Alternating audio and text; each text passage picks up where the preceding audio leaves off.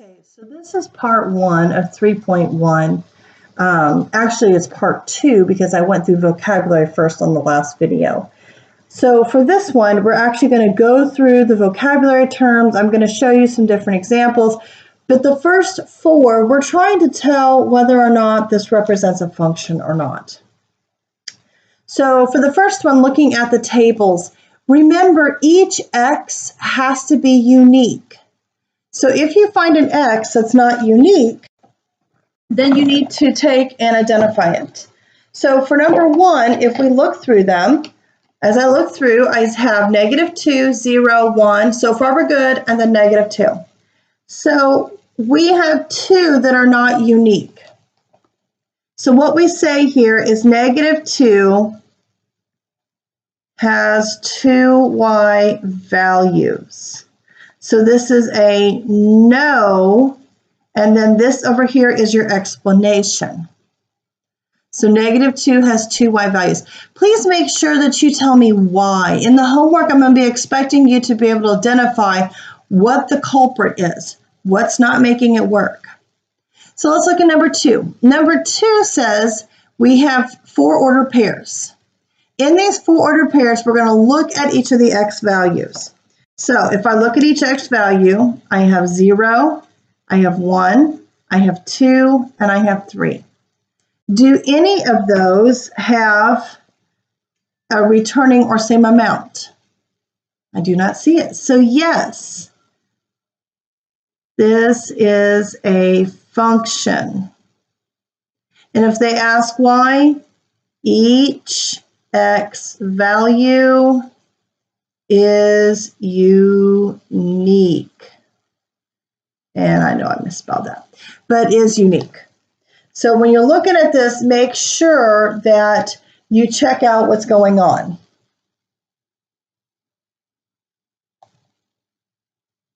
All right, so we have the first 2 answered. Let's look at the next 2. So for number 3, if you kind of tie these dots together, we have some issues here. First off, we have, if you draw a line straight through, we're good, okay?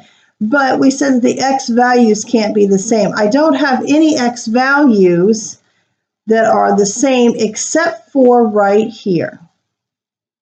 Do you see that line right there? So this right here is not a function because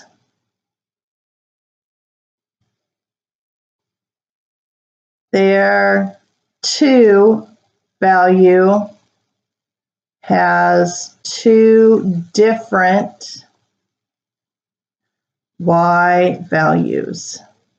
In other words, my y value for that is going to be 2 and 3 for both 2 answers. So that one's incorrect because of that reason.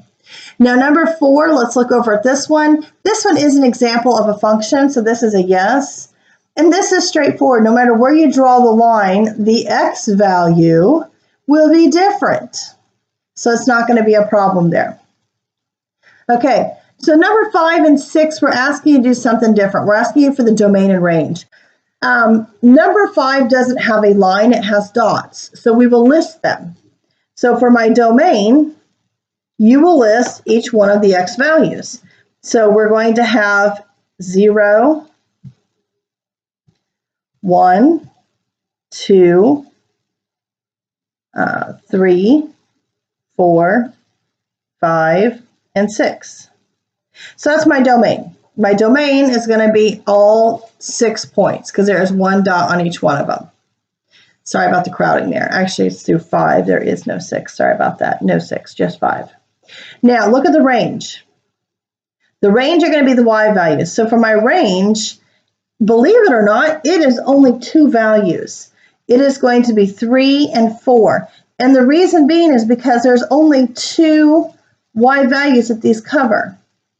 This is a function, by the way, because none of the x values are the same. They're all unique. But the y, there is only 2 y values. All right, I hope I haven't lost you yet. The next one's number 6. So for number 6, when we look at this, I need to fill in some ordered pairs here, some numbers. So we have this, this, this, And then this, same thing over here. All right, so this right here basically ends at 3, 3. And this over here is negative 3, 3. They don't give that to you in the diagram, but you can look at it and make the same conclusion. So when we write the domain for this one, we're going to write it as an inequality. Remember how we talked about double-ended inequalities? We're going to do that. So we're going to have the lowest point for this is negative 3. It is less than or equal to x is less than or equal to 3. So the reason why we have it set up with the equal to is because of the filled in dots. If this had been open dots, you would not have included the equal to sign on your answer. For your range is going to be one of these where you are going from basically across the way. So you're going to say it like this. It is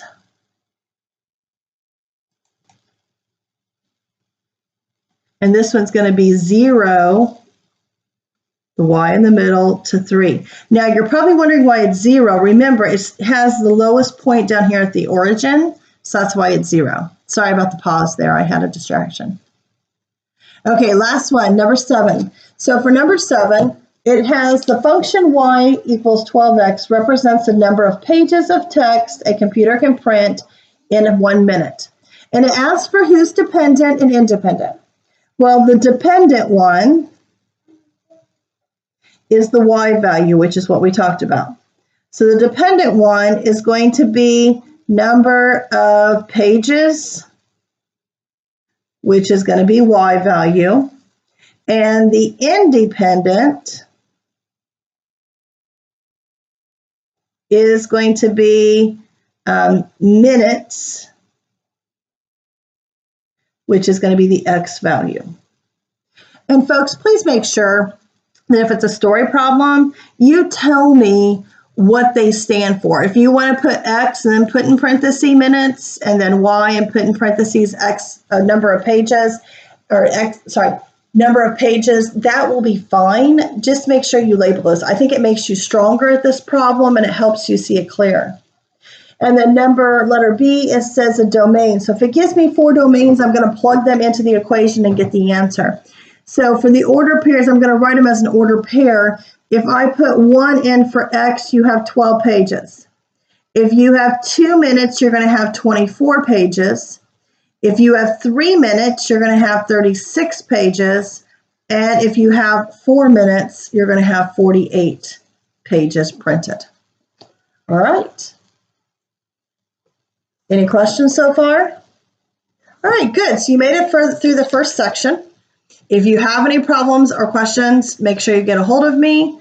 We are going to be covering 3.2 next. So be looking for that one. And good job.